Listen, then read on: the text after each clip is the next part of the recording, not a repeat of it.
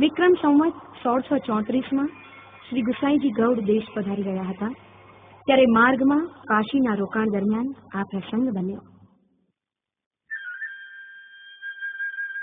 કોઠારીજી, આ કિશોર કોણ છે? ઘણો તેજસ્વી લાગે છે. શું નામ છે એનું? જે કૃપાનાથ, આ મારી દીકરી ગોમતીનો વર છે. ગોપાલ. ગોપાલ એનું નામ છે. એ જમાનો બાળ લગ્નનો હતો. 5 વર્ષની ગોમતી અને 9 વર્ષનો ગોપાલ. અમદાવાદના અસારવામાં ભાયલા કોઠારી રહેતા. તેઓ શ્રી ગુસાઈજીના પરમ સેવક. વિક્રમ સંવત 1637માં શ્રી ગુસાઈજીએ દ્વારકાની છઠ્ઠી અને છેલ્લી યાત્રા યોજી ત્યારે અસારવામાં ભાયલા કોઠારીને ઘરે આપશ્રીનો મુકામ હતો.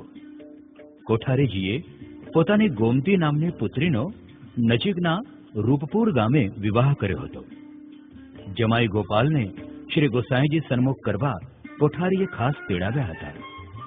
9 વર્ષના કિશોર ગોપાલે શ્રી ગુસાઈજીને મૂંગા મોએ અને પ્રેમભીની આંખોએ દંડવત કર્યા. શ્રી ગુસાઈજીએ એના માથે હસ્ત ધરી આશીર્વાદ દીધા અને પાસે બેસાડીને પૂછ્યું, ગોપાલદાસ, તમે ક્યાં રહો છો? બહુ શરમાળ લાગે છે તમારા જમાઈ. કેમ કે બોલતા નથી? જે કૃપાનાથ, એને વાચા નથી. અરે એમ તે કઈ હોય? ગોમતીનો વર તો સાગર હોવો જોઈએ, સાગર. જ્યારે આ તો સીધો સાદો ભોળો અને મૂળ છે. આ જોડું કેમ બનશે? જે મહારાજ, આપની કૃપા હશે તો એ જરૂરથી સાગર બનશે. શ્રી ગુસાઈજીએ ક્ષણ એક કંઈક વિચાર કર્યો અને પછી ગોપાલદાસને દૈવી જીવ જાણી પોતાના ખોળામાં લીધા અને પ્રસાદી ચરવિત તાંબુલ એમના મોંમાં મૂક્યો.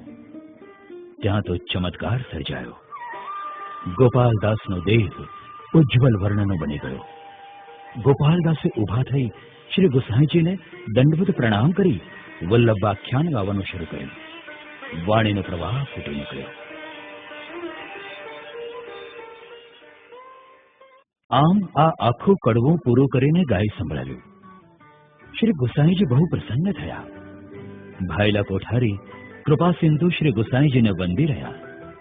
ઘરવાળા સૌ આશ્ચર્યચકિત થઈ ગયા. સૌને કૌતુક થયું. મૂંગા જમાઈને બોલતા સાંભળવા ભીડ જામી ગઈ. ગોપાલદાસ, આગળ ગાઓ. સાગર તો અવિરતપણે ગાજ્યા કરે. શ્રી ગુસાઈજીએ જાણે કે ગોપાલદાસને નહીં પણ સરસ્વતીને જાગૃત કરવા માંડી. આજ્ઞા થતાં જ ગોપાલદાસે બીજું કડવું ગાયું. બીજું પૂરું થતાં ત્રીજું ગાયું. જેમ જેમ વલ્લભાખ્યાન ગવાતું ગયું તેમ તેમ સાંભળનારાના હૃદયમાં ભક્તિ સાગર ઉમળવા લાગ્યો.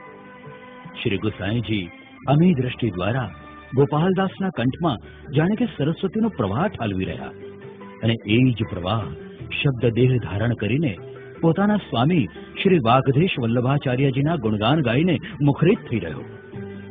ગોપાલદાસે કુલ 9 કડવા ગાઈને વલ્લભાખ્યાન સંપૂર્ણ કર્યું. શ્રી ગુસાઈજી બોલી ઉઠ્યા, વાહ વાહ! હવે ગોમતીનો વર સાગર થયો. ગોપાલદાસ બેઠા બેઠા જ શ્રી ગુસાઈજીના ચરણોમાં લેટી પડ્યા.